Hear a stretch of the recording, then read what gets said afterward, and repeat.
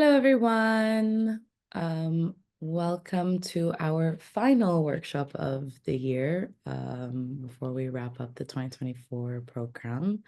Welcome. I'm just letting everyone into the room as we're going in. Yep, all right, that looks pretty good. So thank you for joining us for the Launching an Open Access Journal Why and How to Do It workshop. It's, like I mentioned, our final workshop of the year.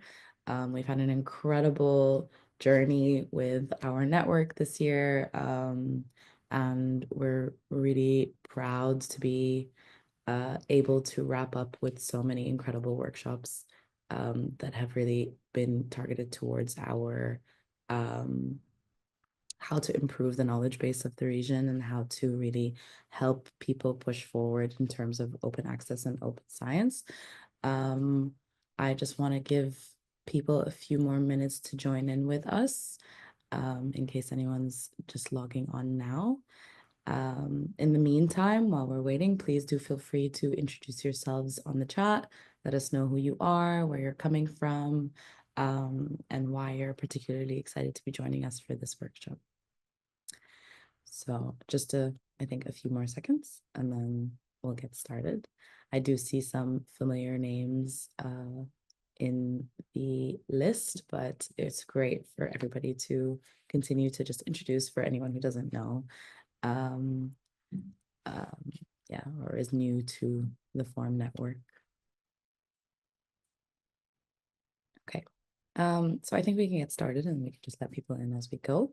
So as I mentioned, this is the Launching an Open Access Journal, Why and How to Do It workshop. And we are hosting it in partnership with Knowledge E, which is a diamond part. It's a knowledge consulting company, from what I've, been able to grasp in terms of the branding, but we're particularly partnering this today with the publishing department, which is a diamond open access publishing department. And we're going to be really leaning on their expertise to give you guidance on the subject. So getting started, just before we move into the juicy bit of the workshop, just a few housekeeping slides. This is set up as a meeting format, which means that you do, as participants, have the option to turn on your camera and mic. However, we do ask that you keep them closed at all times while our speakers are talking and sharing their insights. And if there is an opportunity for you to join in on the conversation, we will let you know. But out of respect for our speakers, please do your best to just keep all of it off and engage with us more so on the chat at an ad hoc basis. If you feel like us, myself, or any of the speakers are speaking too quickly, please do use the raise hand feature, and that will alert one of us that we need to slow down in our speech. We recognize that our network is quite multilingual and that English might not be the first language of everyone's, but we want to remain as accessible as we can. So please don't hesitate to use the feature if needed. Also, I'm sure everyone has used Zoom plenty of times already, but there is the chat feature where we ask if you have any technical issues for you to please send them over to us. Let us know if you have any issues hearing us or seeing us. If you want to engage in any conversation or discussion on the subjects that are being discussed by our speakers. And then also if you have any questions, please do drop them into the chat so that during the Q&A portions of the event, we can engage in your questions. Unfortunately for this specific workshop, there aren't any polls, but as this is just a standard housekeeping slide, it's there, but we won't be engaging in any of that, so you don't have to trouble yourself too much about that. So just a little bit about the Forum for Open Research in MENA for anyone who might be new or hasn't engaged with us before in any of our activities. We're a nonprofit membership organization that supports the advancement of open science policies and practices in the region across institutions and research communities. We do it through 4 major pillars, which are supporting, higher education institutions in any capacity that we can when it comes to open science. We also create accessible and localized resources about open science policies and practices that are geared towards supporting our general community and our stakeholder groups. We also encourage collaboration through community partnerships and cooperation between our members so that we can find solutions that are more geared towards the unique needs and challenges of the region. And we hope to, down the line, champion right to left functionality in key open source and open science technological solutions. And then a little bit about what we do. We have three main types of activities that we engage in. So as I mentioned, we create resources, and these come in a lot of different formats. And some of them are, we've now just launched the Open Forms, Open Science Resources Collection, which sorry, just letting people in as we go. There is sort of like bite-sized resources that will give you a general summary and targeted information about specific subjects within open science. We also have launched the Al-Wusul journal that we are now currently collecting papers for and finalizing. So we have our own journal that we've now launched, which is kind of perfect for the purpose of this event as well, because it all ties well together. We also do our annual forum every year. And it's a conference that we hold in a different Arab state as much, or we try to hold it in different Arab states as much as possible. And it's about bringing together regional and international experts on the subject of open science. And then, of course, we also have our CDAs, which include workshops, webinars, symposiums, et cetera, et cetera. Yeah, so that's a little bit about us. Now, without further ado, I will pass it on to our experts for the remainder of this workshop, who will be walking us through what it means to launch an open access journal. So I would love to now bring on board the Knowledge E team, who will kickstart us.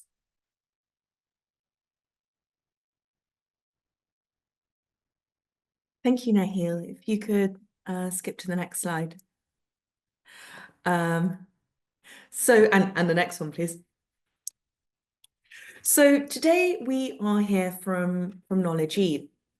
And for those of you who don't know, we are headquartered in Dubai, but with 5 offices around the world. And we help institutions to advance the quality of their research, move towards teaching excellence, upgrade library technology services and practices, advance scholarship through journal publication and journal management, and we also offer training. In other words, we basically work with higher education institutions, publishers and scholars to solve our society's most significant challenges. We offer content, capacity building and consultancy services to countries, governments, universities and healthcare organisations, predominantly across the Middle East and North Africa, but also across the wider global south. And I just have to apologise in advance. I was saying to the team earlier, I'm currently based in the UK and my boiler is gone. And it is very cold. So if you see me shivering at all, it's just because it's very, very cold here. Next slide, please, Nahil.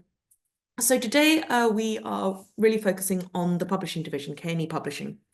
And our mission at K&E Publishing is to accelerate and improve knowledge sharing and to drive scholarly discoveries and innovations in emerging knowledge economies. We have provided world-class publishing and consultancy services to researchers and academic institutions across the globe since 2016. And our goal is really to help institutions and individual scholars to unlock the full value of their research. And the platform K&E Open, on which we host all of this content, provides a global gateway for research with readers in over 165 countries around the world and contributors from over 65 countries. Next slide, please. And we offer services, well, I should say rather, today I'm talking to you as Chief Academic Officer at Knowledge E. But also you can see here all these slides. Again, Nahil, if you skip to the next slide, please. So as I said, today, some of you all know me as the founder for Form, founder and director of operations at Form, but also today I'm wearing my other hat, which is as Chief Academic Officer at Knowledge E. And with me are my colleagues Ahmed Mustafa, who oversees the production workflows, and Malvika Suresh, who oversees journal development and onboarding. And between us, we have really extensive experience of developing, publishing, and enhancing open access journals in multiple fields. And we really want to share some of those insights today that we have gained as editors, as publishers, and as journal owners. Because as we all know, it can be very difficult to launch, manage, and promote a portfolio of successful, high-impact journals which can meet international academic standards and have a global audience of academics and professionals. And many universities, academics, and librarians and scholarly societies can really struggle to know where to start. And both Form and Knowledge E believe it is hugely important to advance the development of journals in the Arab world, to showcase research produced by the region's scholars and scientists, and to ensure the visibility and discoverability of Arab viewpoints for global audiences. Now, there are just 6,000 journals produced and published in the Arab states. And while this might seem like a lot, this is split across 22 countries. And to give you a point of comparison, there are over 42,000 journal ISSNs registered for France alone. So obviously, we're doing well as a region, but we still have an awful lot to do. And we really want the region's academic journals ecosystem to flourish. And as part of that, we hope that today's workshop will help support all of you in developing and growing your journals. We also hope to encourage the production and preservation of Arab language research in particular, and hope that today's workshop will also encourage many of you to consider launching Arabic language journals or bilingual journals, because we believe that research produced by and about the Arab region should be available and accessible in the languages of their region. And just as a reminder, although we'll be delivering this workshop today in English, we will be providing Arabic translation. Next slide, please. So today we're going to cover how to develop, launch, and manage an open access journal. And the workshop will be broken down into 3 sections. We'll look at building the journal, publishing the first issue, and then finally maximizing impact and strategic development. Next slide, please.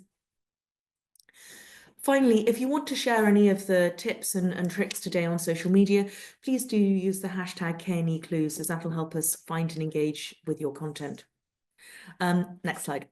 So in this section, I will run through some of the initial things to think about and how to plan, and then my colleague Malvika will run you through the practical steps for setting up the infrastructure to the back-end submission system and the front-end website. Next slide. Now, the first thing to think about when considering launching a journal is the niche which you wish to fill. There needs to be a gap in the topic, a gap in the readership, or a gap in the authorship which your journal is going to cater to. Otherwise, it serves no purpose and you will struggle to remain active over the longer term. Next slide. Now, sometimes the gap is a new field or a new angle relating to an existing subject field, reflecting new developments. So, for example, there are loads and loads of new journals springing up right now focused on AI solutions in general, and there are others more specifically relating to the role and application of AI to existing fields and research areas. Sometimes the gap might simply be an existing topic that no one has created a journal for. For example, in my academic field, which is 18th and 19th century literature and culture, there are a number of journals in my area, some on the whole field, such as studies in romanticism, and others relating to a single author. So I'm on the editorial board of the Byron Journal, which only publishes original research relating to the life and works of the poet Lord Byron. And there's new journals in the field being published now relating to other individual authors that have a lot of work produced on them, but historically no one's got round to creating a standalone journal for them. Sometimes the gap might relate to an existing topic that, there's already a journal for, but the originality of the journal scope will relate to the specific regional focus of the research. So, for example, at KNE Publishing, we publish a lot of journals with a specific Arab focus, such as the Arab Journal of Nutrition and Exercise and the Gulf Education and Social Policy Review. Alternatively, your potential niche might relate to a specific type of contributor demographic.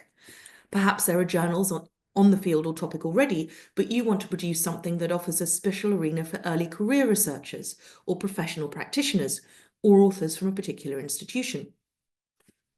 Either way, when considering what to choose, remember there has to be demand for this specific journal focus, demand from authors looking for a place to publish on this topic, and demand from readers looking to read content on that topic. So think about the field and existing journals and consider where there might be a need or opportunity for a new journal to flourish. Next slide, please. Once you have a rough idea of the specialist area you wish to focus on, it's time to start thinking about the scope in more detail.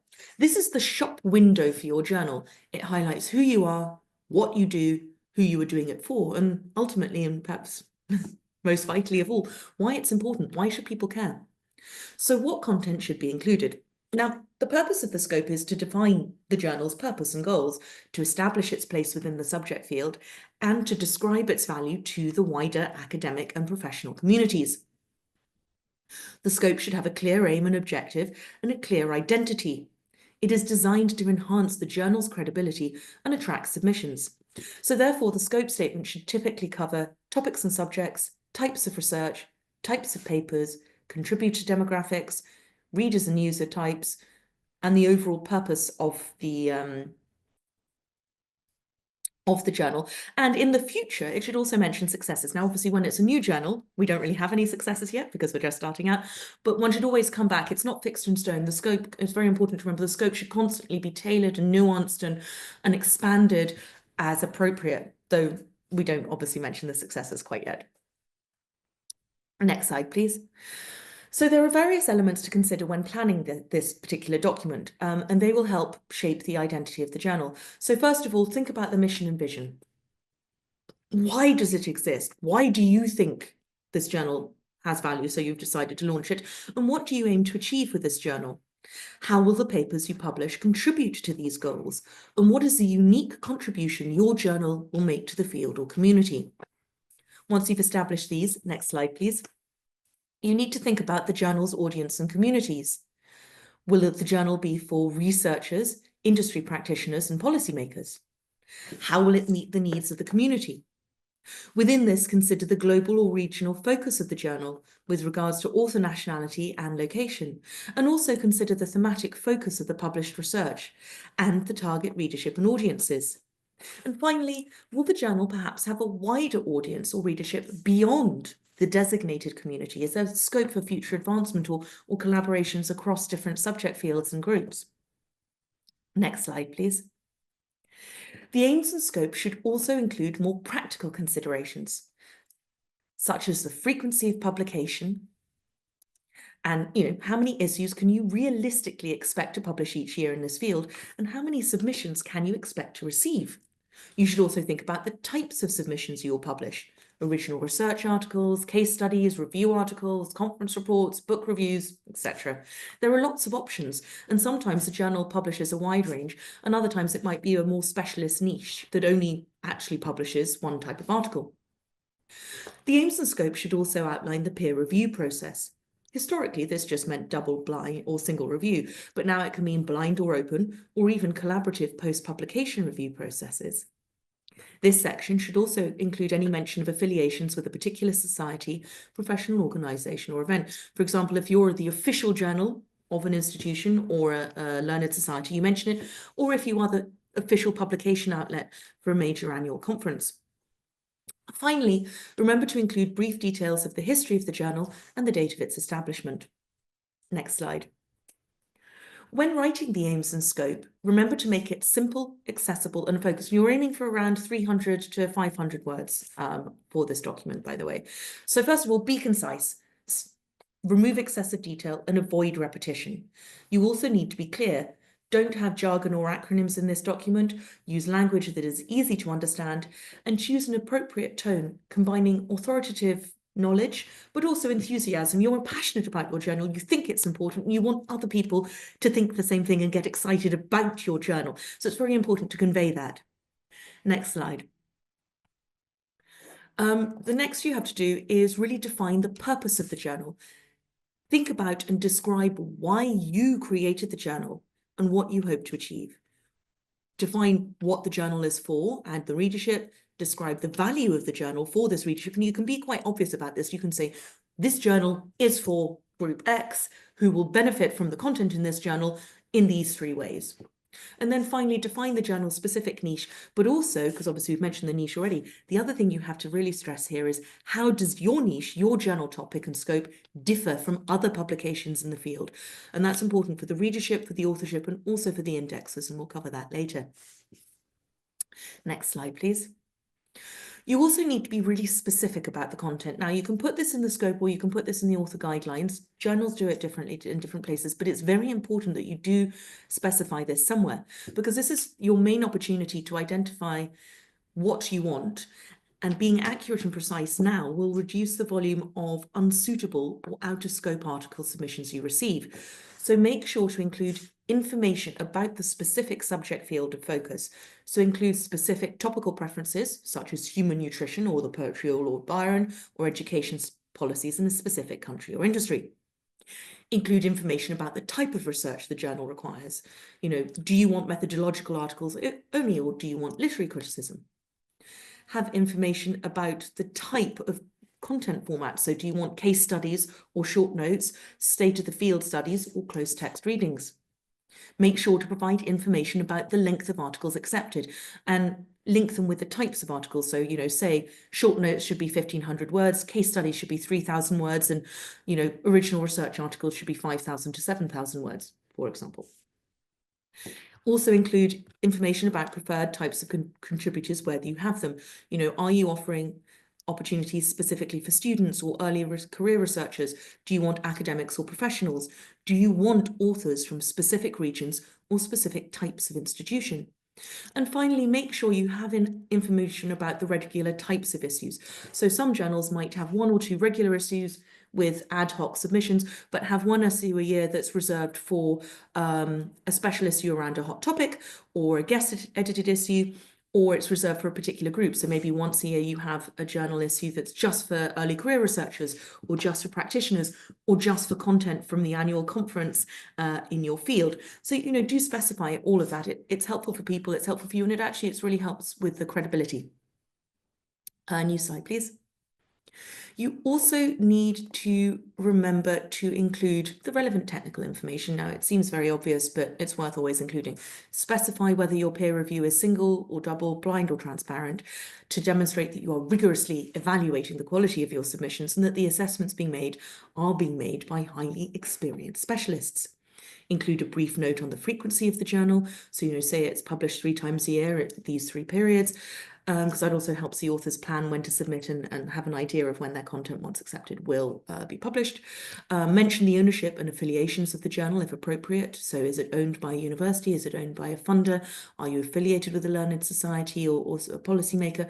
Have all that information in, because it's good for people to know, and again helps your credibility. And finally, of course, state your business model. Are you diamond open access or are you a gold open access? So is it free to publish as well as being free to read, or is it you have to pay to publish but it's still free to read? Next slide. And finally, and perhaps most importantly, and it's something that people often forget when launching, remember to highlight the benefits. Why should people publish with you? There's thousands and thousands and thousands of journals out there, and we all know new journals are being launched every single day. So it is, even if you're not, even if we're diamond journals and we're not charging anyone to publish, it's still very competitive, and we all want to have healthy pipelines of good quality research. So you're in competition with the other journals. So, do highlight why people should go with you. Consider adding comments which highlight the value of working with your journal, such as, we encourage work from first-time authors. We respond quickly to submissions. We publish open access, ensuring your work can be widely read. We offer detailed peer review responses to help improve your work, or even, let's be really open here, we do not charge to publish. It is free to publish. So if you are a Diamond Open Access journal, don't assume everyone knows what that means. So state it very explicitly. There are no APCs. That will, again, very much help you get the attention you need. Next slide, please. Now, once you have an idea of what you want your journal to cover and why this is valuable to the community, you need to start thinking about the editorial board, who are going to run the journal. Now, at this point, it's helpful to think about what the processes and business model for the journal will be, and we'll think about production workflows shortly. But before identifying the potential board members and approaching them, you need to think about what you will want them to do, and that means thinking about whether you will be producing the whole journal in-house, so the editorial office workflows as well as the editorial board, or whether you will be outsourcing some or all of the production and publication processes. Because if you will handle the editorial offices as well as the editorial board duties, so editorial office is everything post acceptance through publication, whereas the editorial board tends to be earlier in the process. But if you're planning on handling everything internally, then it's likely that the majority of the workload will probably fall to you and to the board, which will impact the types of roles and responsibilities you are inviting people to take on and the size of the workload. And it's very important that you have a clear idea of that before you start sending out invitations. You also need to think about whether you will remunerate the board members. And finally, you need to consider the overall structure of the board. Basically, you need to think about what you need people to do and frame these in an appealing way to get them to agree. Next slide, please. And also at this point, we do have, I forgot to mention earlier, we have a number of resources and guidelines. Some of those are on our blog, K&E Clues, and one of my colleagues can add the link to K&E Clues into the chat for you all. And this is a regular blog. We publish at least one item a week for authors, researchers, and conference organisers and editorial board members to give guidelines on useful tips. But we also have a number of resources that we're always happy to share, such as, the reason I mention this now is an invitation template for approaching potential people to invite to your board. So if anyone wants support on any of this, we're happy to give a lot of this away for free. We just like to help the community. So do get in touch and ask for support if you need it. So when planning the editorial board, you need to have an idea of structure. For example, you will need an editor-in-chief, but you also need decision-making editors. These will form the executive core of your journal. It can also be useful to have a managing editor who oversees production workflows or liaises with the publisher or service provider and makes the sort of production and promotion decisions. You will also need the senior advisory board who will act as your primary support for reviewing and can also help promote the journal and solicit submissions.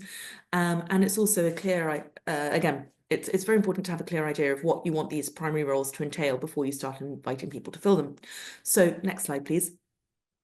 Let's start with the editor-in-chief. This person will be the final, ultimate senior decision maker. Ideally, they should be well known in their field and oversee the academic direction of the journal and lead its strategic development. The final arbiter of acceptance decisions, they will curate the journal content and ensure it is ethical and fulfill some peer reviewer duties. However, at this point, it's very important to stress some people go for a very, very big shiny name, thinking that will bring in submissions. But again, this comes back to what you want people to do, because a big shiny name might bring in some submissions, but they're unlikely to publish in your journal because they're too senior and important. Also, a big shiny name might help get some submissions, but they're not going to help you with the proactive sort of soliciting of submissions that you might require. So sometimes it might make more sense to have someone maybe a bit less senior and a bit more supportive and hungry and willing to contribute and be more likely to come up with innovative special issues or, you know, go to those conferences and really promote the journal. So you need to balance between proactivity and seniority and sort of big shiny name versus willing to get their hands dirty. And there are pros and cons to both approaches, but that is something that you do need to consider is, do you want someone to be really helpful or just do you want to effectively use their name for brand recognition? Because you do get different types of editor-in-chief and different responses. Next, you need the decision-making editors. Next slide, please. And these will form the core executive leadership and the editorial board. Again, they should genuinely be well-regarded academics, and they will manage the peer review processes, sourcing reviewers, making decisions and handling revisions. They can also commission articles where appropriate and have a very important advocacy role, promoting the journal to the wider group and wider community. And they can also be given roles according to subject field specialism. Next slide, please. Then you have the advisory board. Now, these are active researchers involved in the community, competent and reliable. They will be the foundation of the journal, providing the reviews and the submissions, helping with advocacy and supporting wider outreach and supporting and implementing long-term development strategies. They'll also form the pool for future senior editorial board members. So it's very important to cultivate this group. Next slide, please. In addition, it's always worth considering some specialist roles. There are a couple of examples here on the screen, such as social media editor, section editor, and an editorial assistant role for an early career researcher. But as I mentioned before, if you need to get board members to handle copy editing and other areas of production within the sort of editorial office side of the overall workflow, you might need to expand specialist roles to include these tasks as well. Next slide, please. Finally, once you've identified what you need doing, you need to think about how to find them and how to approach them. But first, it's also worth considering the demographics of the board, as it should be aligned with the scope and aims of the journal. So we often find when we support journals in getting indexed, one of the things we often say and warn is, if you have a title with a specific demographic, either subject field, regional, or something else, so an ethnic demographic or a gender demographic or whatever, what you will find is some indexers will go, that is not appropriate. The board does not match the title and scope. So for example, we had a journal that was, the title was based on a specific country, but the editorial board were not fully within that demographic. The flip side also is that indexers also want diversity, so it can be difficult to balance that. But for example, if a journal has a specific regional focus, ensure at least some board members are from that whole region. So you can't have a journal relating to the UAE, and you can have a journal relating to the UAE and only have board members from the UAE, but you couldn't have an Arab journal and only have board members from the UAE, because indexers will say that's not appropriate. Likewise, if it says international in the title, make sure your board is suitably diverse and not limited to one region. If the journal is catering to authors and readers from a specific institution, then it's okay to have a board only from that institution. But if you have a wider scale and the topic is beyond that institution and the reader, like the articles you're accepting and the scope is beyond that institution, again, you need to really ensure that representation is appropriately broad. Also, where possible, as I said, think about ethnic and gender diversity. It is important. Indexers do look for it, and also it's part of the credibility. As your journal matures, it's something people will expect to see. Also, beyond that, think about the personality traits you are looking for. Even if this is not a paid role, it is still a job, and you need to find the right candidates. By this, I mean, take the time to look beyond the academic metrics and consider the people themselves. As I said, so often we see journal owners focus on big flashy names, but a lot of the time these senior academics are too busy and too important to help with the practicalities of journal management. And small, new journals need an awful lot of support. So it's really important to choose proactive, engaged, and enthusiastic board members who will work tirelessly to help you achieve your goals. Next slide, please. Now, a question we get asked a lot is, how can I find my board? And we really suggest leveraging existing networks, subject field, and professional membership organizations and listservs and memberships.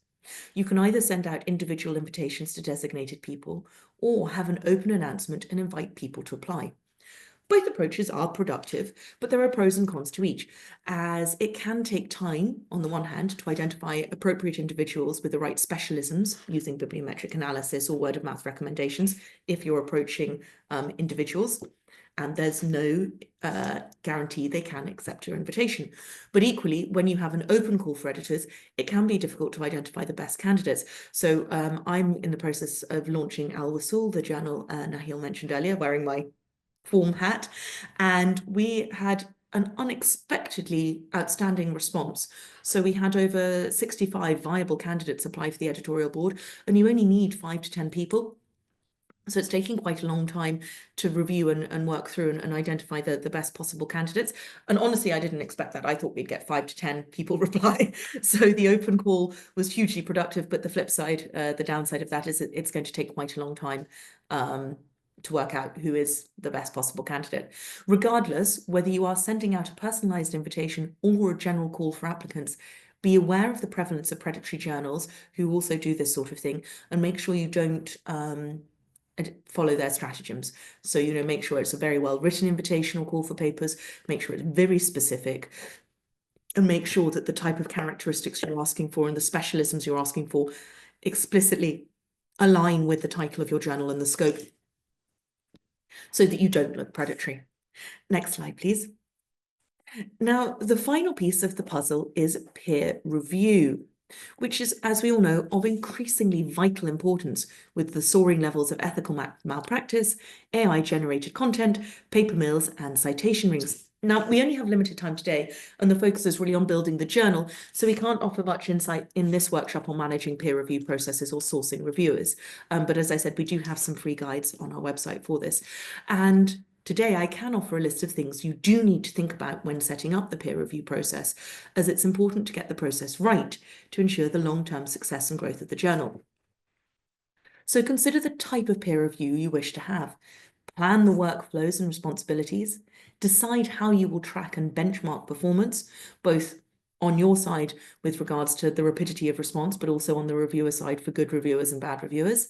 Determine what metrics you will prioritize and what targets you will set yourself, around acceptance rates, rejection rates, and time, submission to acceptance timelines. Consider what submission and peer review system you want to use, or perhaps more importantly, what system you can afford. And my colleague is going to touch on some of those shortly. Consider the publishing schedules. So what month of each year are you going to publish? Work back how long is publication going to take? Therefore, what are the timelines for review to ensure you can get accepted manuscripts by the right appropriate date for publication? And finally, looking at the all-important sourcing of reviewers. Start small with the editorial advisory board, but aim to expand the viewer pool in relevant specialisms over time. It takes on average 2.7 requests per completed review. So you have to send out almost 3 requests per review. And if you want double peer blind, then you're looking at 6 requests to get the 2 reviews. But remember also that quality is as important as quantity. Citation manipulation is a growing problem as unethical reviewers seek to inflate their own impact. In addition, paper mills and unethical authors often refer friends or create false identities to review their articles if you ask for author recommendations for your reviewers. Moreover, as demand for reviews escalates, many overworked reviewers are using generative AI to create review reports, which aren't actually any good, and they don't really grasp they're not capable yet of really assessing the strengths and weaknesses. All they can do is provide summaries. So remember, it is not enough to find the reviewers. You also need to train and monitor them to ensure adequate academic rigor. Next slide, please. Now, we've handled the conceptual foundations for the journal, so I'm going to hand over to my colleague Malvika to discuss the creation of the journal infrastructures. So Malvika, over to you. Hello, everyone. I hope you're doing well. So once you have figured out the scope, the peer reviewers, and the editorial board of your journal, it is time to begin setting up your journal online. So the first step is selecting the right system to manage your submissions and peer reviews. So this system will form the backend infrastructure of your journal, which will help streamline the submission, review, and publication processes. There are many options out there, like Manuscript Manager and Open Journal System, OJS, but really the choice is ultimately based on your journal-specific needs. So when deciding between systems, consider these few things. So firstly, and perhaps most crucially, is cost, as budgets can vary between journals. Secondly, think about the access features that are available on your chosen system. Will the system be user-friendly for editors, reviewers, and authors, since there will be multiple people who are using this system? Next, think about the system supporting peer review. Does it offer options for blind reviews, and how well does it track reviewer feedback? So considering these things are very important because choosing the right platform will help you create a smooth experience for authors, editors, and reviewers. Next slide, please. So once you've selected your back-end system, it's time to think about the front end. That is how your audience will see the journal online. The front end really has 2 main functions. Firstly, it follows an aesthetic to attract readers and create an identity for the journal. And secondly, it offers detailed information about the journal. Next slide, please. So a visually appealing site will show credibility, professionalism, and this will help attract high quality submissions and readership. So some key elements that you can include to be more visually appealing is to have a compelling cover design. As you can see on the screen, this is one of our journals that we host on kneopen.com, which is our website. And it will have a cohesive color scheme. You can choose to highlight some statistics, such as number of published articles or citation metrics. This is, of course, as your journal grows, these statistics will grow along with your journal. You can also showcase the latest issues on the landing page, which you can see on the image on the right. And this will give the impression of an active publication that is consistent. So when choosing how to set your front end up, you can choose to develop your website through different platforms like WordPress, GoDaddy, and Wix, or you can do it through the journal management system that you use that I mentioned that you will use for the back end. They often have a front end view as well. But if you decide to go the route of opting an external service, most of the journal systems will allow you to integrate the website with the submission system for a seamless experience. For example, while our front end of our website, KNE Open, has been developed through WordPress, we are still connected to the OJS system to submit and review articles, as well as to show the articles on our website. Next slide.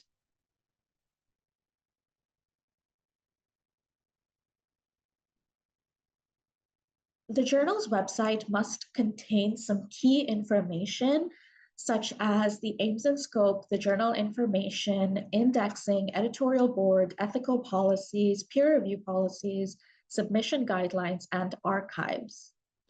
So firstly, Emily already went through this in detail. The aims and scope page will highlight the scope of the journal and the topics that it will cover. Next slide, please. So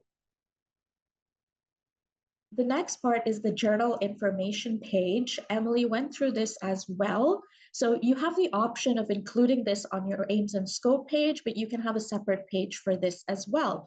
And this will include essential information like the history of the journal or the institution that it is partnered with, the publication schedule of the journal, methods of checking plagiarism, and whether there is any author processing fees for publishing in the journal. So even if there is no fees, this must be stated on the page as it will be an open access journal, and this is a very crucial part of being an open access journal.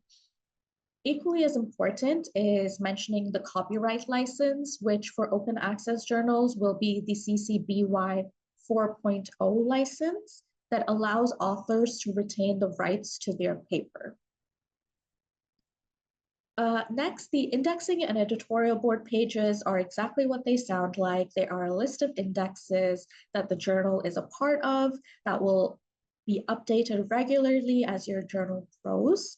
And the editorial board page will be a list of editorial board members. So this is an option. It is not necessary, but if you would, to appear more credible, include the name, affiliation, ORCID, and headshot of your editorial board members. So it is crucial to include their name and affiliation, but the other information is really up to you if you would like to add it. It is just to boost your profile. Next slide. So the next very important part is the ethics and policies page. So clear policies will minimize confusion, provide protocols for addressing ethical breaches, and set clear expectations for authors and reviewers.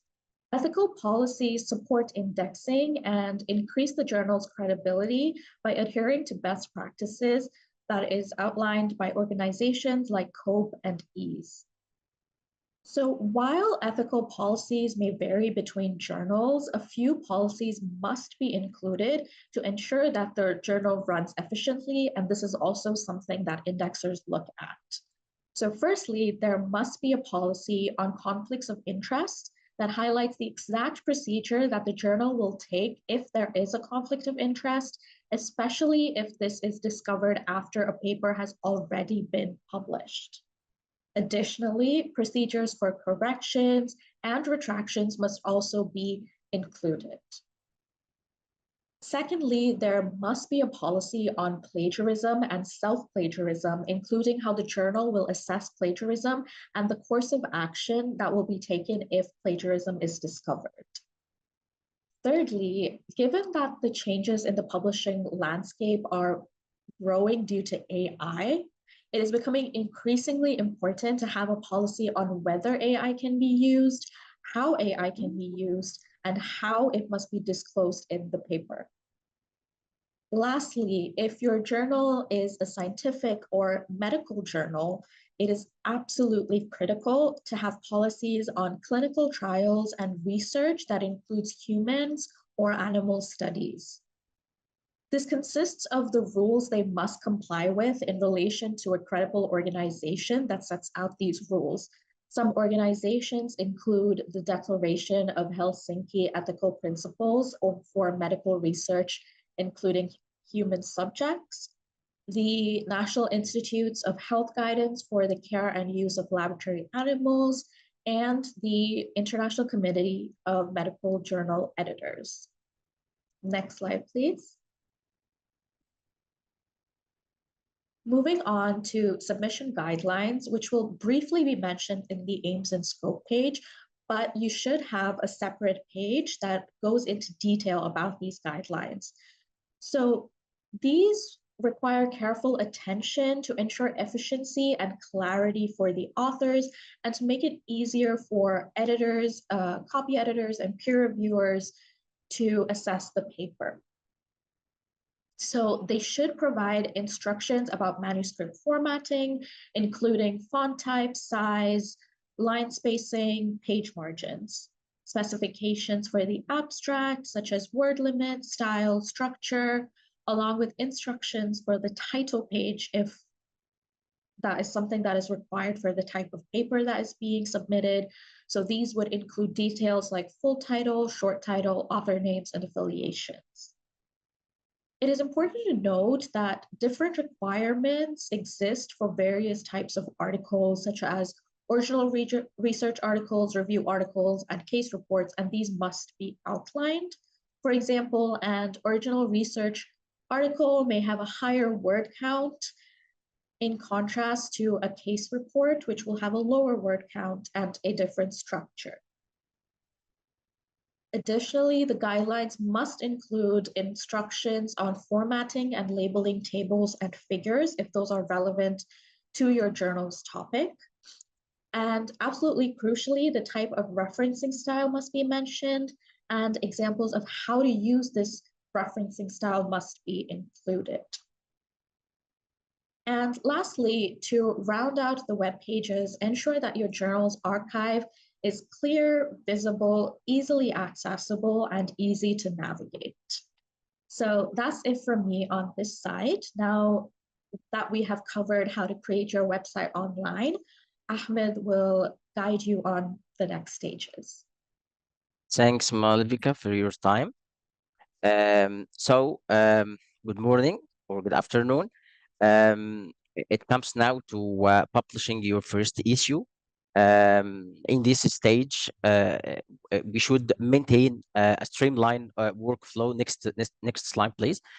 We should maintain streamlined workflow. This workflow should highlights all the stages of the publication process.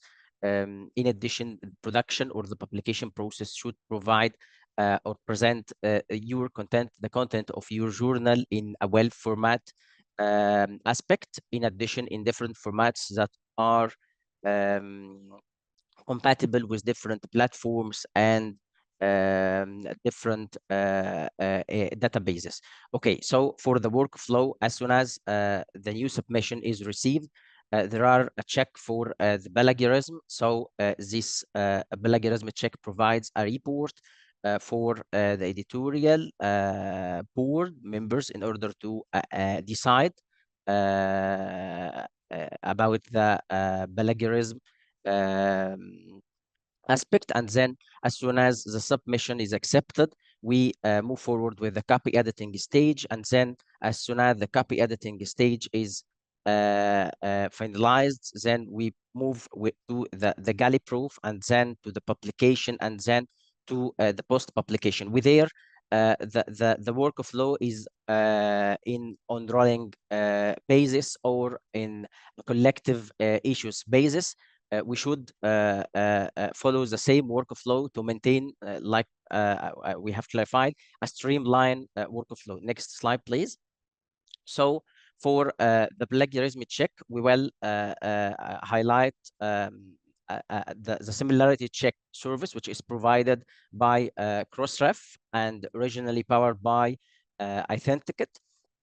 The similarity check service is a user-friendly tool. It is just a platform in which you can upload your manuscript, and then it will detect the plagiarism and provide you in return with a report highlights the similarity percentages against any other documents, or even any other web page. The service participants of Crossref can use the similarity check at reduced cost, because why? Originally, this depend on your metadata, and we will talk about this later. That originally you submit your metadata, which built the database, which the Authentic tool depend on it later on, comparing the submitted document and check for this plagiarism. So as long as you contribute your own published content along the metadata and so forth into Turnitin database, then the service itself will be based on this database. Next slide, please. So for the similarity check fees, the annual service fees is about 20% of the Crossref annual membership fees. And this is in addition to the per document checking fees, which is undergoes a discount, volume discount, or and the first 100 documents will be free of charge. Next slide, please.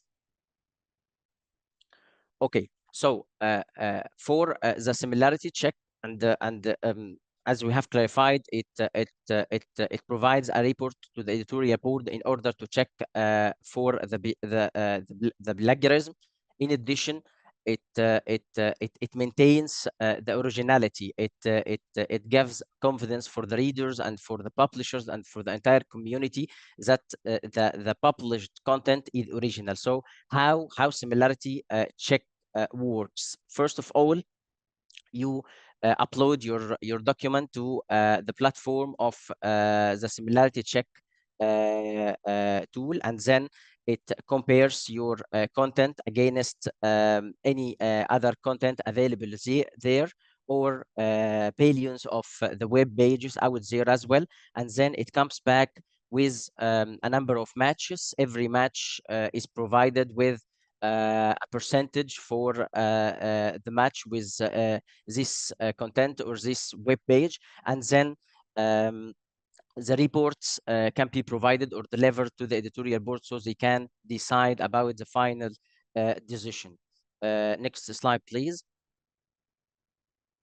So as soon as the submission is accepted, we go through to the copy editing stage. In this stage, the accepted manuscripts are edited and checked for final for the grammar, for the linguistic checks, or for formatting review according to the guidelines of the journal. So it's being prepared in order to be well presented in terms of formatting and language. Next slide, please. So as soon as the copy editing is done, so the edited version is being reviewed by the authors and the journals, and it might be even approved internally, and then we go to the galley proof stage. In the galley proof stage, next slide, please. In the galley proof stage, we receive the edited manuscripts and format them into PDF files. These PDF files must have a crawlable and searchable text. So the text available in the PDF must be searchable, must be crawlable in terms of the text must be able to be copied and pasted from the PDF file into another file, and must be findable in the PDF file using Adobe Acrobat Reader. This is this criteria or requirement must be there in order to be identifiable by the different databases, as we will clarify later. Next slide, please. Next slide again. Then after we finalize the galley proof in this stage, we prepare the PDF files. PDF files are shared with the authors again for review and approval, and even with the journal again. And then internally, they come to us for the preparation of the publication. In the publication stage, the PDF files are prepared by adding the DOIs, adding the page numbers, the publication date, the volume, and the issues. They are typically finalized to be available online on our website. In addition to the PDF files, so JATS XML files are generated. So JATS XML files are very important because they are the way in which your content will be moved to various databases afterwards. Okay, the JATS XML files are then uploaded to our publication platform, which is OGS. So uploading the XML files is for the purpose of HTML conversion. So as soon as you upload the XML file, the OGS automatically convert them into HTML files according to the style sheet you provide the OGS with it. And then the generated HTML files are reviewed along with the PDF and together made available online. Next slide, please. Okay, so one of the requirements or one of the aspects which we are adding in while preparing the final files to be available online is the digital object identifiers, which are DOIs. Next slide, please.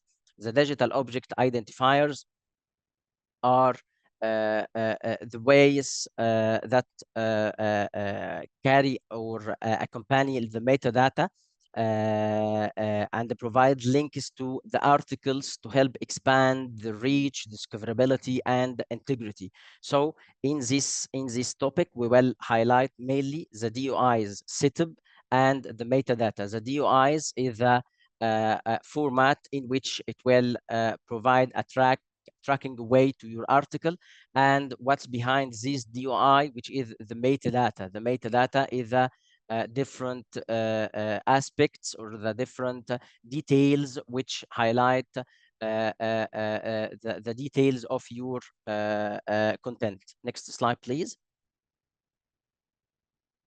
So for the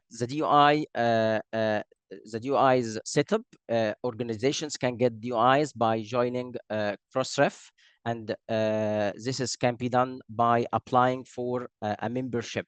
The membership of Crossref requires your organization name and a mailing address and a billing address, a publishing revenue for this organization, which clarifies the fees of the membership, and finally contact details for 3 separate people at the organization. Next slide, please. Okay, next slide. the Crossref membership fees, as we have clarified, that one of the requirements for the membership is the revenue of the organization. Depends on this revenue and annual fees is clarified. You can access the link provided there in order to check the corresponding fees or the fees corresponding to the revenues or expenses of your organization. In addition to these annual fees, there is a one-time fee for each content registered. It's typically for journal $1 per item for current record and 0.15 USD per item for backfile records. Next slide, please. Okay, so how you can set up your organization as a Crossref member? Next slide, please. So you need, in order to set up your organization as a Crossref member, you need to set up the link, the format, which will be the tracking link to your content. So this link or this format is consists of three parts. The first part is fixed part or constant part, which is the DOI resolver, and the middle part, which is prefix, and this is assigned for uniquely assigned for each organization by Crossref. It's constant for each organization, and last part is suffix, and this is assigned by the organizations themselves. Although the suffixes are assigned by organizations, they should have some criteria in order to be unique and easily trackable and so forth. So detailed information on choosing a right suffixes and how to fulfill the best practices in these suffixes are available in the link provided there. It is just not to be linked to, for example, not to include a specific format related to something will be changed afterwards, like a link to your website or something else. It should be general, and something will not be changed afterwards. Anyhow, there are a lot of requirements are available in the link provided there. Next slide, please. Okay. You are now a member of Crossref. You have joined the Crossref, and you have set up your DI. It's now the stage of uploading or registering your content to Crossref. So there are three options in order to upload or register your content to Crossref, whether by uploading an XML file or through the manual web deposit form or through the OGS Crossref plugin. I always recommend the most automated way of registering content, which is for our case OGS Crossref plugin, because the content uploaded to the OGS with all the available details out there, volume, issue, title, authors, abstract, keywords, references, even references, it might be automatically registered into Crossref. However, XML and manual web deposit forms are also available ways to register content, so it might provide some easy ways to make your content available into Crossref. Next slide, please. So we did talk about the digital object identifiers, and we have clarified that it's about the DOI setup, which is the link itself, how we will set up this link, and what's behind this link. It is the metadata, the details of your content. Next slide, please. The metadata is your communication to describe and identify your content. It is the details which highlight all the details about your content. So it might be basic elements like titles, like dates, like author names, abstracts, DOIs, location URLs, ISSNs, volumes, and the publisher names. There are advanced elements like full text URLs. Full text URLs are very important for text mining and for the similarity check, which are the base of the service itself.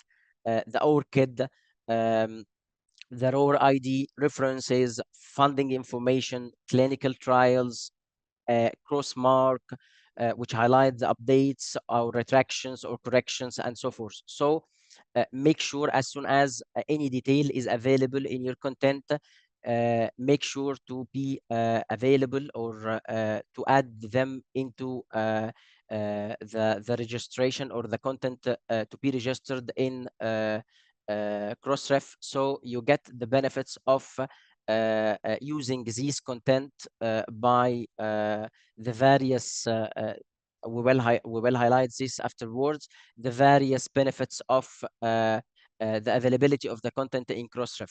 Next slide, please. Yes, this is the importance I highlighted in my previous slide, which is as long as you enrich your metadata, so you will get more benefits from the content available in Crossref. Next slide, please. The first benefit you will get from making your content available in Crossref is the discoverability. More metadata means more system and more pathways to find your work. There are millions of queries in Crossref and millions of tools in Crossref which are based on your content. So as many as metadata, as many as or as rich as content, as many as opportunities to be findable and to be discoverable. Uh, Also, the research and integrity metadata are signals of trustworthiness, because each content registered in Crossref, which highlights the owner of this content and the details of this content, provides integrity and trustworthy about this content. The third benefit is assessment. Metadata can be used to analyze the outcomes of research and demonstrate compliance. And the first benefit is reproducibility, as rich as the content available in the database of Crossref. So there are many opportunities to make relationships between literature, database, software, protocols, and even more. Next slide, please.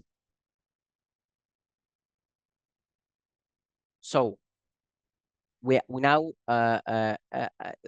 almost published our files online and finalized the galley proof stage, which is the publication stage.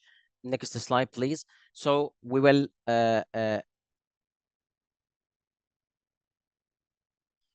proceed the galley proof. We will proceed with the post publication stage. We have finalized the application stage, in which your PDF and HTML, XML files are available. You have registered your DOI with as rich as possible, of metadata. Then what happens after publication? It's a post publication, which is very vital stage, in which the metadata of the published article are deposited, so that their DOIs are activated. And the second stage is the crossmark. The XML files of the crossmark service are uploaded.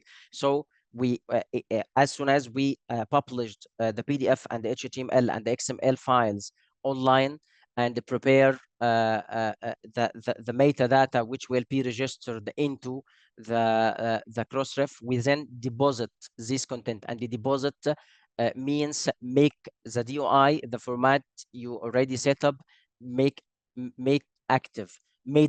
So when anyone click on this DOI, it will be directed to your content. This is the first step, and the second step is preparing an XML file to activate the crossmark service. And as we have clarified, crossmark service is to highlight any update related to this content. Next slide, please. Okay, so after 1 week from publication, we start the indexing and archiving process.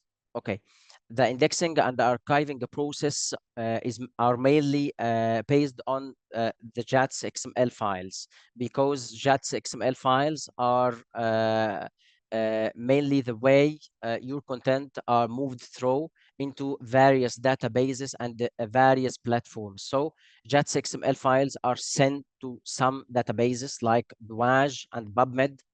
Other platforms like Portico, for example, we send both JATS.xml files and PDF files. And other platforms, we share the location URLs of our contents, like Episco, for example. So the way of transferring the content might be either by email or by FPT, for example, or even by plugins like Duage. You can set up the Duage plugin on OGS, so your content can be automatically sent to Duage through OGS. Next slide, please.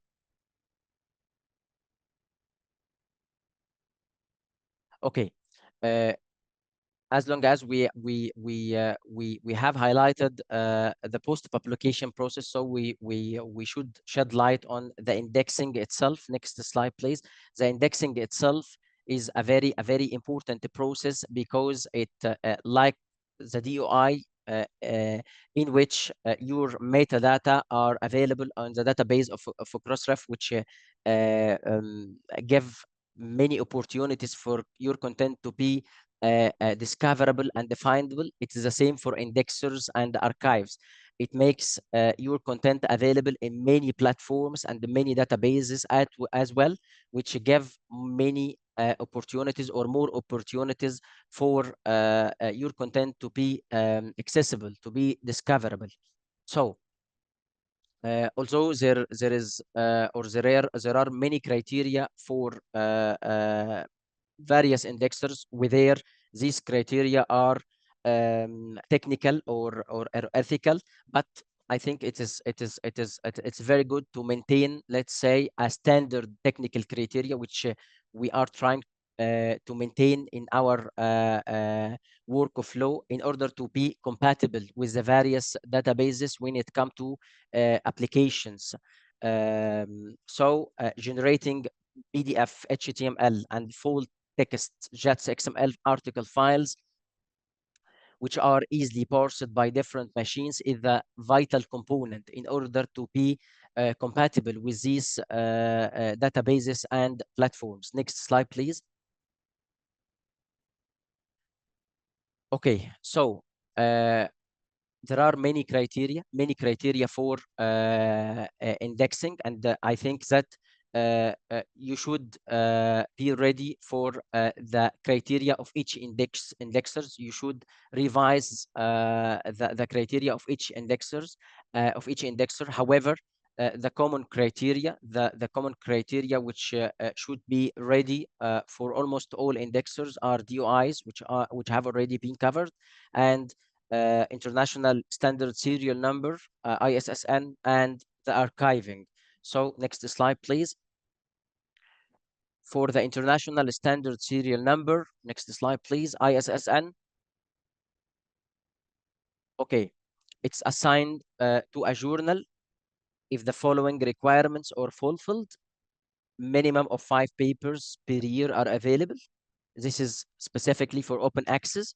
Publication title and publisher information, publication frequency, numbering system, and sample issue URL. So if this information or this criteria are available, you are ready. You are ready to apply for ISSN. So how can you apply for ISSN? Next slide, please. So organizations can apply for ISSN through the national centers corresponding to their countries, and you can check the available national centers through the link available here. Okay, so if there is no available national center corresponding to your country, so you should apply for an ISSN through the international center. Its link is available here. It's worth mentioning that the ISSN is for free. However, when you apply for ISSN in the international ISSN center, it will be against fees. This fees ranges from 25 into 50 euros. Okay, next slide, please. comes to archiving. Next slide, please. Okay, when we talk about archiving, so there are a lot of archiving platforms available, but it's very important to deposit your content into a long-term digital preservation service, which is called dark archive, such as Portico, for example. Okay, this is what the importance of this preservation to ensure that your content remains available to readers, even if your journal stop publishing this content. So for maintaining the availability and accessibility of the content, preserving your content in a long-term digital preservation is a very important point. Next slide, please. How can you apply for Portico? You can deposit your content through Portico by preparing a sample according to the guidelines of Portico. The guidelines are available there. It's some not technical guidelines. It's some like arranging of moving the content, like the naming convention, the availability of content, like the PDF should be there and the XML should be here and something like this. So you should just prepare a sample of your content.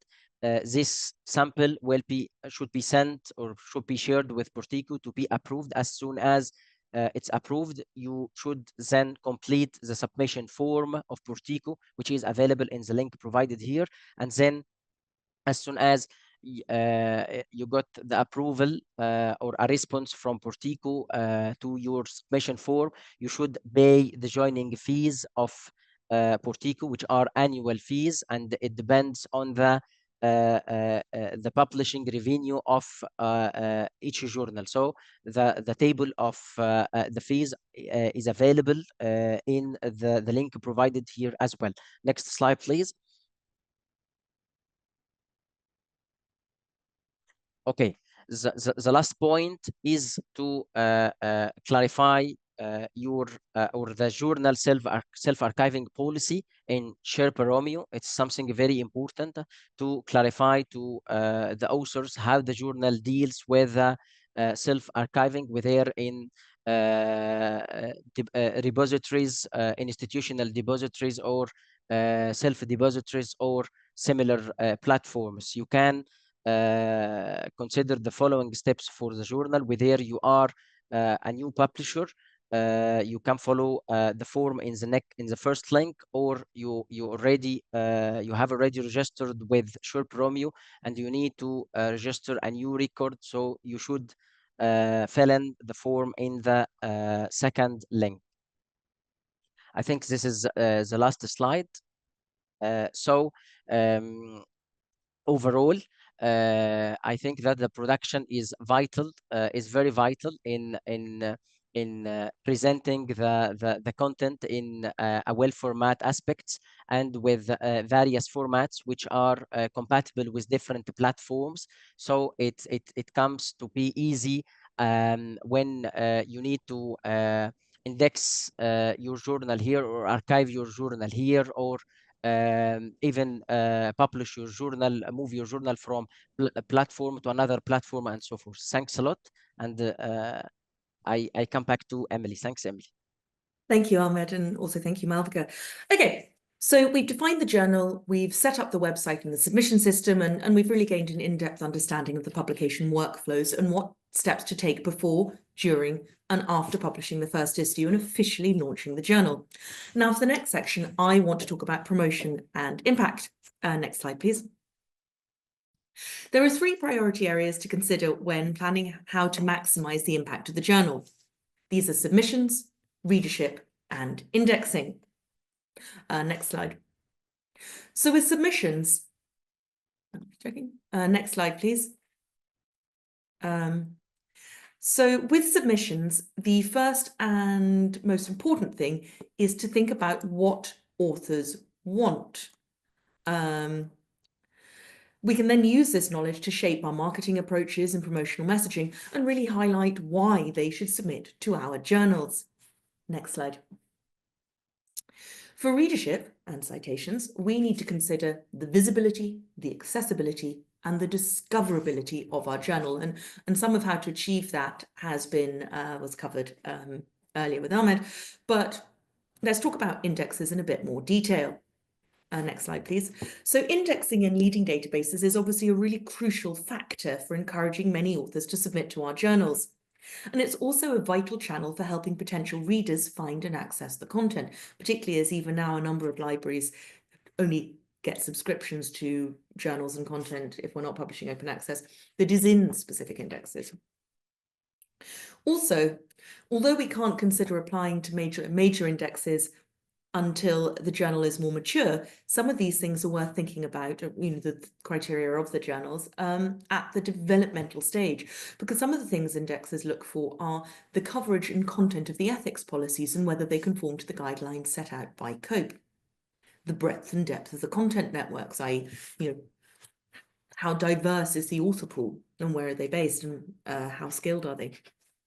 The regularity of the publication schedule, both the volume of content published and the timeliness, as in, is it published at the same time each year? Whether the content is available online, the quality and comprehensiveness of the metadata, which Ahmed was discussing earlier, the profiles and activity of the editorial board, and finally, as everyone knows, the volume of citations and the quality of the publications these citations are in. Now, you'll see from this list that many of the things we've discussed earlier are crucial to that successful indexing.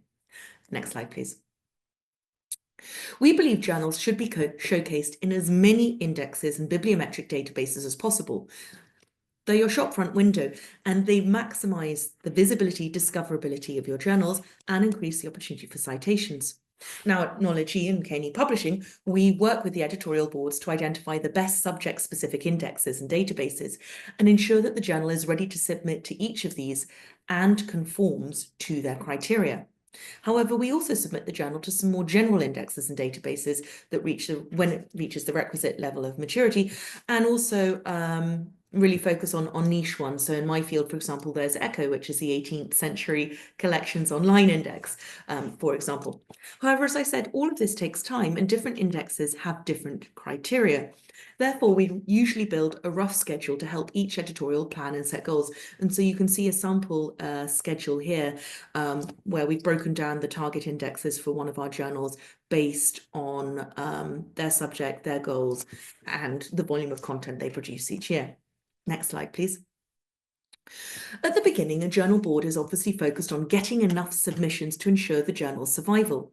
And this can be a very precarious existence, with attention centered on filling the current issue, rather than long-term planning because there's not enough material, as journals lack that sustainable pipeline of submissions, making it, as I said, very difficult to take that longer-term view. At this stage of development, editors have to decide whether to prioritize volume or value.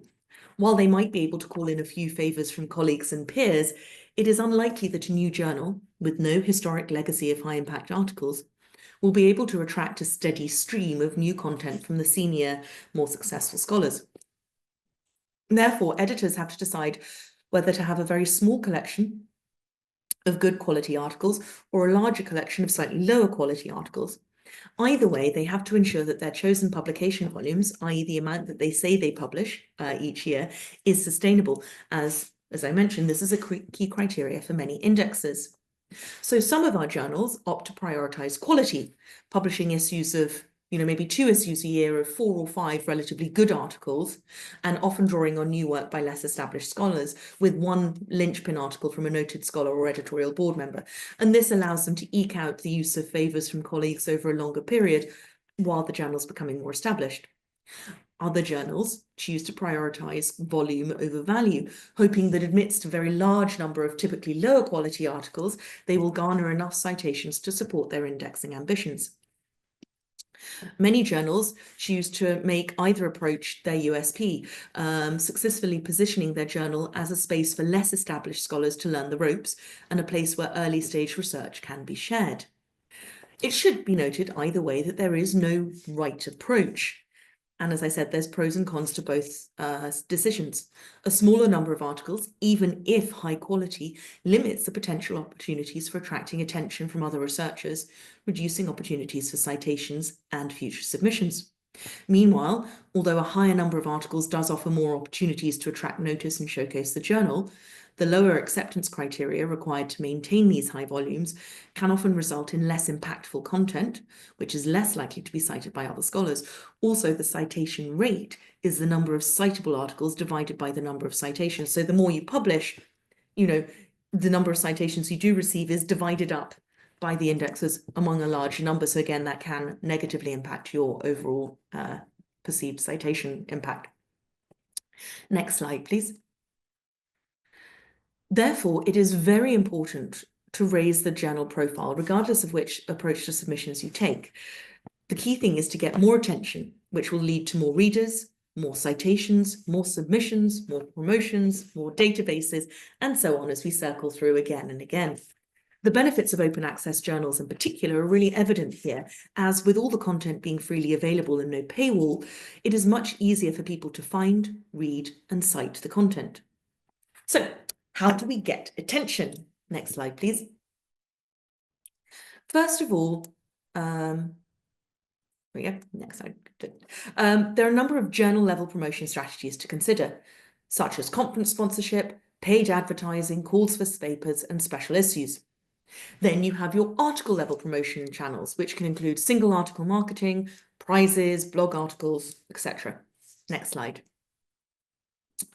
We usually suggest things like identifying relevant conferences in the field and approaching them to include a promotional flyer, perhaps a general call for papers flyer in the conference pack. You can sometimes offer to publish a conference report in exchange, so there is no additional cost for your channel to include that advertisement.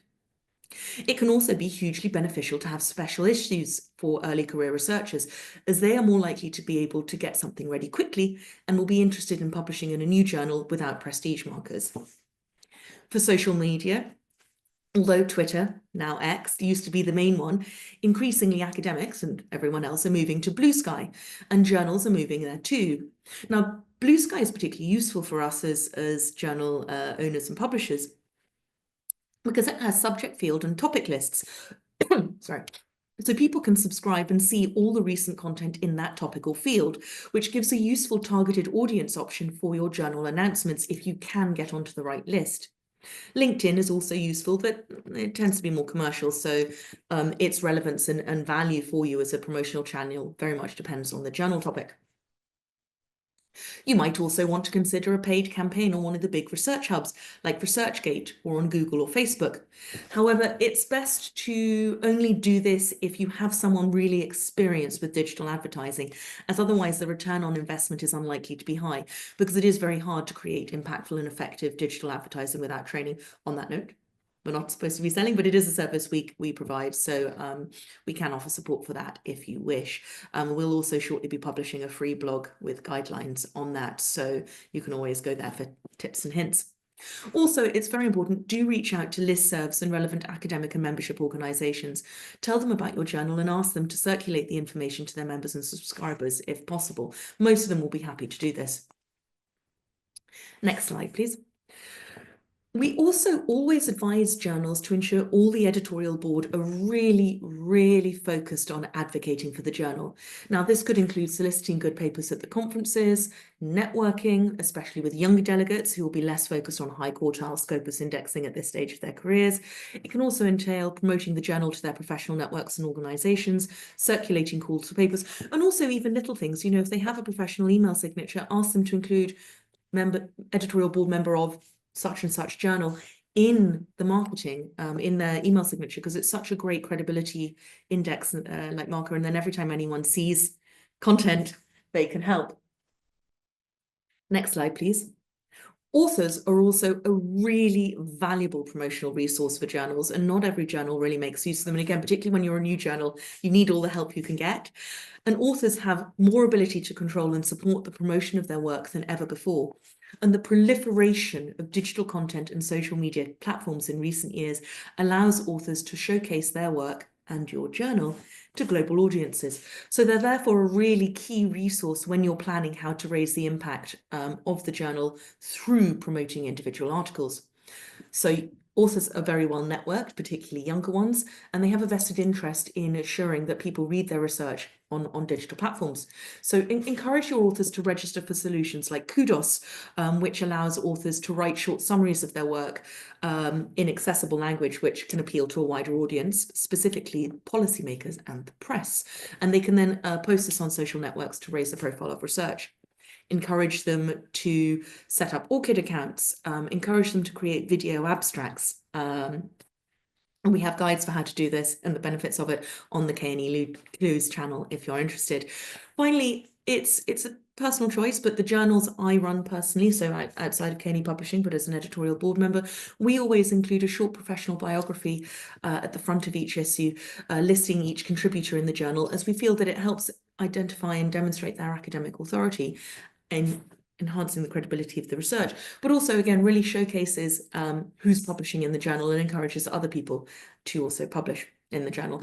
Now, at this point, I am going to hand over to Malvika to discuss how to track and analyze the journal's performance, how to benchmark successes, and how to identify potential challenges and issues which need addressing, all of which we can do with data and analytics.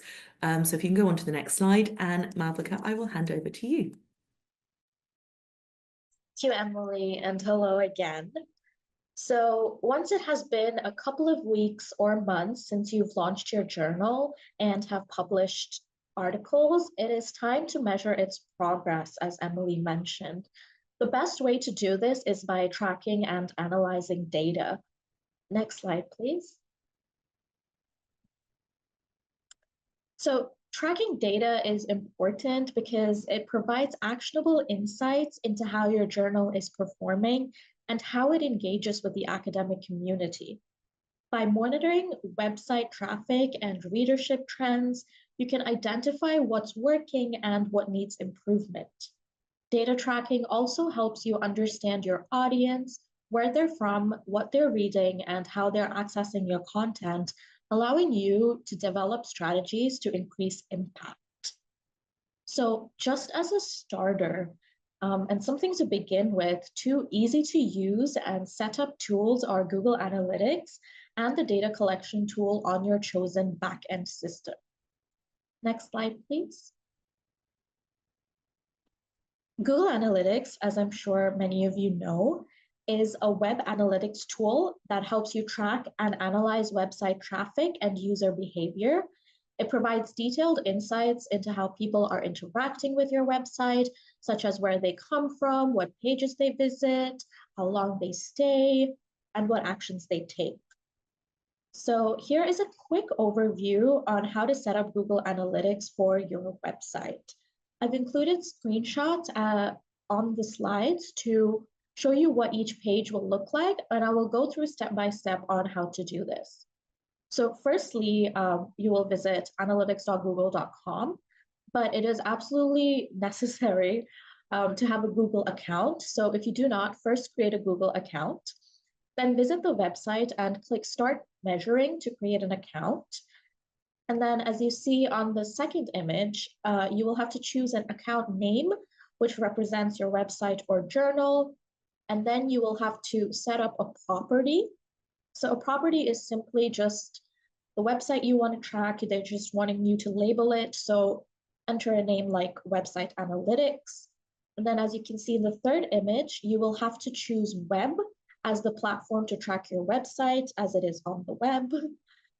And then as the fourth image shows, you will have to enter your website's URL and stream name. So this is, again, just naming and labeling. So you just have to put in, for example, for us, it would be like kneopen.com. Then you will click Create Stream. And then if you could move to the next slide. So then you will have created an account and you will have a dashboard. So on the dashboard, you will be able to access on the left-hand side at the bottom, that will be an option to go to admin. And then as you see on the screen, you will have to click on data stream and then your web stream. And under the option, as you can see in the last image, you will have to click tagging instructions and you will find what is called a global site tag. So this is a unique ID for your website. And copy the tracking code that is provided, and then open your website source code and paste the tracking code into each page that you want to track. So this, of course, if you are able to do on your own is great, but if you are unable, it would be helpful to either look into how to do this or talk to somebody who is well versed in IT to help you to do this. It is not a complicated process, but it does take a little bit getting used to. Next slide, please. So here is just a quick run through of everything that I have said. Please feel free to take a screenshot or a picture. I'll just pause for a few seconds. We will also be sharing the presentation on our website, so you can access this later if you would like.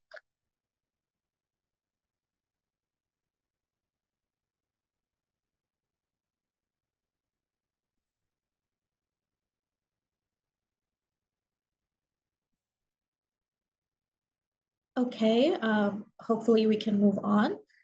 So once you have done all of this, your Google Analytics page will look like this.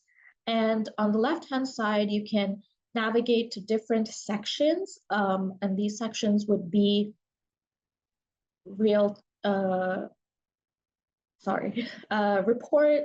real-time users, user attributions, and so on. And you can select based on your needs. So the information that you will be able to access on Google Analytics is, next slide, please. So as you navigate to the different sections, like I mentioned before, that will be available on the left-hand banner of the website, is you can track age, gender, geographical locations, new versus returning visitors, number of real-time users, page views, and session durations, which is how long a person is staying on a particular page. So moving on from Google Analytics, let's take a look at the tools that are available within a journal's backend/submission system. These tools are useful for tracking performance metrics and managing workflows efficiently. So I'm going to use OJS as an example, as it is the most widely used platform and the one that we use ourselves. So submission systems like OJS provide built-in tools to track data such as article viewership, the most popular articles, submission rates, and review timelines.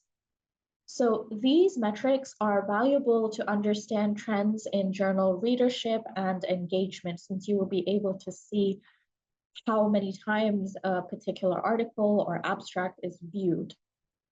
So unlike Google Analytics, which requires a specific setup process as we went through, submission systems typically handle tracking the data automatically as part of their backend configuration.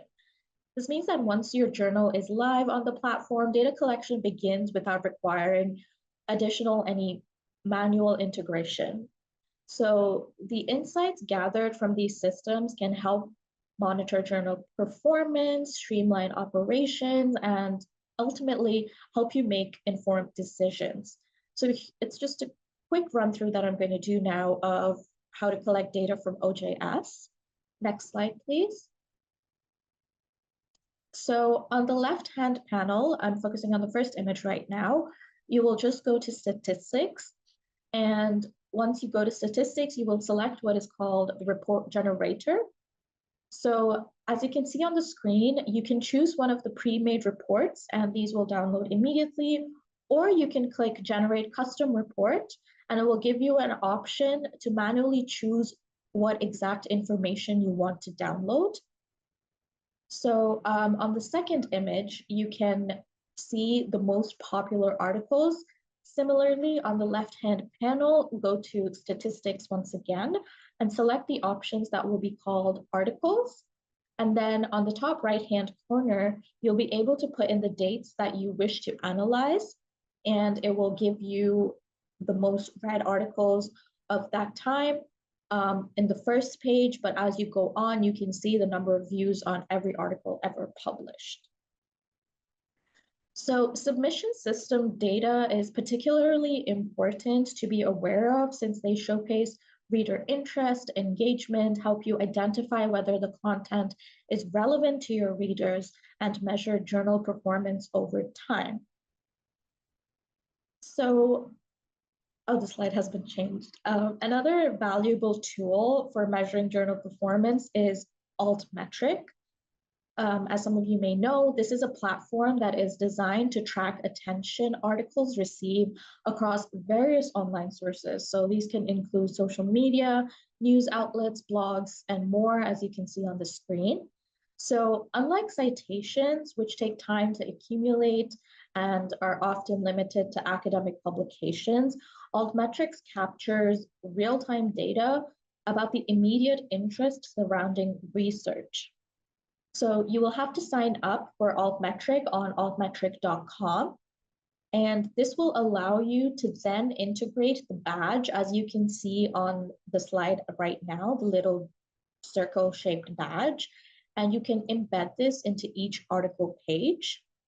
And this badge will display an Altmetric score, which is calculated based on the volume, the sources, and the type of mentions an article receives across the various different platforms that are also mentioned on the slide. So, for example, a high score may indicate that the article is widely viewed, for example, on social media and blogs.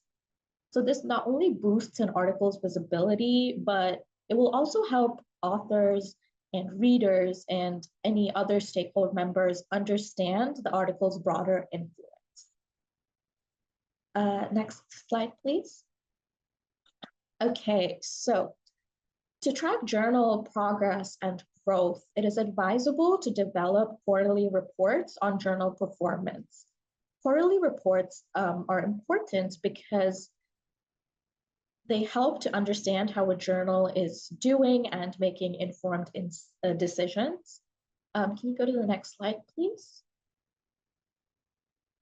It provides insights into areas like submissions, article downloads, and users, and helps track growth and identify what is working and what is requiring improvement. The reports also allow for updates to be made to strategies or to develop new strategies in marketing, operations, or editorial focus. Regularly sharing this information keeps stakeholders informed and ensure that the journal is meeting its goals. So, which is to say that it is useful not only internally for the team that is building the report and collecting the data, but also for other members, like members of the board who are not involved in this process. Next slide, please. So this is just a quick sample of a quarterly report. I will share a downloadable version once I am done. So as you can see here, this is just a bird's eye overview of the different performance markers of the journal. So you can see things like article views, article downloads for PDF, HTML views, abstract views. You can see the reader countries, most read articles, and also maybe give some metrics on how it's been performing from the previous year. So for example, article views from the previous quarter to the current quarter. Again, you can notice here that this follows a specific design and color scheme, which is unique to our journals and our identity. So this can, of course, be updated based off of your journal's identity. So this is just a sample to get a quick idea of what it can look like. So now that you know how to collect data and how to make quarterly reports, Emily will guide us on how to use this data for strategic development. Thank you, Malvika. Yes, so finally, I want to talk about how to use all this lovely information to understand the health of the journal and plan the developmental strategies.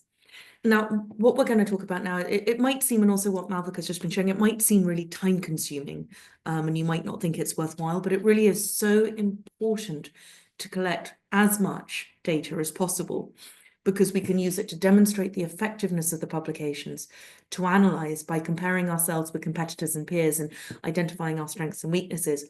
We can use it to compare, mapping the papers, authors, institutions, and regions we engage with, to benchmark by contextualizing the performance, impact, and presence more generally beyond our own intimate ecosystem.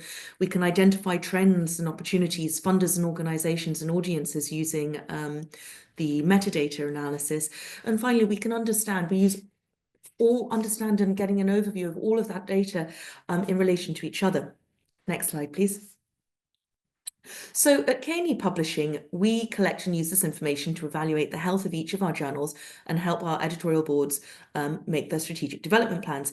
And one of the first stages we do is we take the data and we ingest the data and then use it within our internal and proprietary journal evaluation tool. And we do this each year to evaluate the health of each of the journals. Now, the evaluation tool really focuses on 3 areas.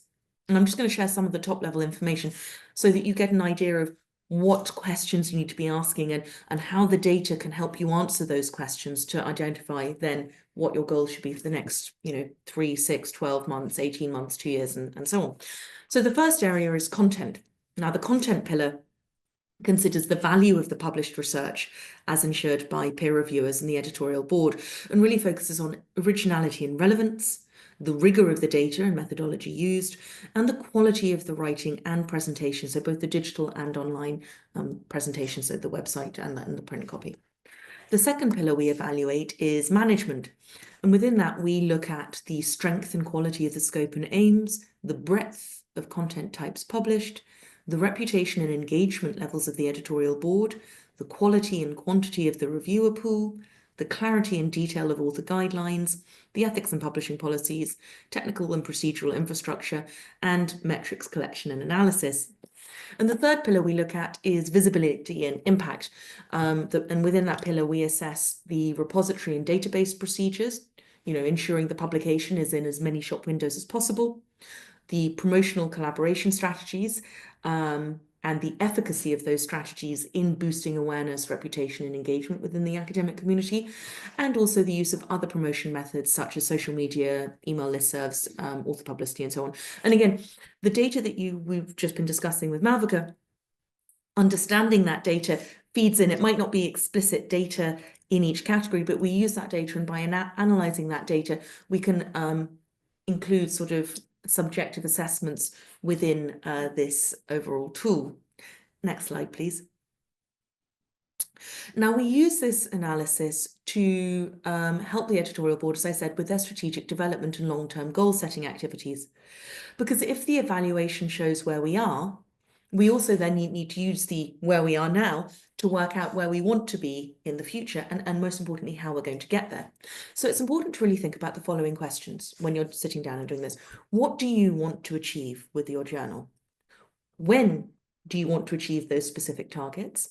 What stages of activity do you need to complete on the way to achieving that goal? And finally, what will happen afterwards? Each goal there's no goal that is the be all to end all. Each goal has a purpose. Your goal can be getting into Scopus, but the reason you want to do that is so that you attract more high quality authors. So, it's not enough to just get into Scopus. You then want to move to Q1, but then you need to stay there. You need to constantly be doing everything. It's never just a sharp cut off and great, we've achieved all our targets. We can sit back and do nothing for the next 20 years. Sadly, it doesn't work that way. Next slide, please. So the needs and priorities of each journal can vary hugely based on location, on readership, and on authorship demographics, on funding requirements, on subject field. There's so many variations. So I can't give you all specific priorities and goals, but I can give you some tips on what things to do, things to think about when setting your goals. So first of all, make sure that they are realistic, specific goals. The more realistic, but also the more minute and like clearly identified the goals are, the easier it is to plan. Consider the tasks you need to take to get to that goal, and then create sort of steps to achievement. And you can see a little example here of a 3-month timeline. So you can have simple goals with a 3-month timeline, like releasing a call for papers. Next slide, please. Or publishing a special issue. Or you can have longer term goals with a much longer, 3-year timeline instead of a 3-month timeline, like getting into Web of Science. And the key thing is that the smaller goals should align with the larger goals and form a sort of cumulative structure. And it's important to think about when you want to achieve each goal by, so that you can set specific deadlines with realistic timeframes, inform everyone involved, and get their buy-in. This will really help you maximize the success of your strategy. Next slide, please. And don't forget to measure your outcomes on a regular basis. You really need to be tracking yourself, your board. And this is where the quarterly report format that Malvika shared is so valuable, because within that quarterly report format, obviously we were just showing general data, but you could structure that report in such a way that the data you collect relates to the goals, both the 3-month ones and the 3-year ones, so that you can constantly see where you are, and more importantly, identify that you are where you are supposed to be. Next slide, please. So ultimately, remember, this is a very slow process. We're not going to lie. It takes time and it takes patience. But if you follow the steps that we've outlined here for getting the journal set up, and then really think about those longer term strategies, your journal will continue to grow. It will attract authors, and you will gain readers and gain citations and build your reputation if you give it time. So what we'd like to do now is have a little time for Q&A if any of you have any questions. So given we've got quite a small group overall, if anyone wants to just turn on their camera or even leave the camera off and just take off the audio, raise your hand and we can mention your name and you can then ask the question directly. Or if you'd rather not, do just drop the question into the chat. All three of us are here to answer questions you have about the concepts, the strategies, the sort of production minutiae, the ethics policies, and the tracking, if anyone has any questions.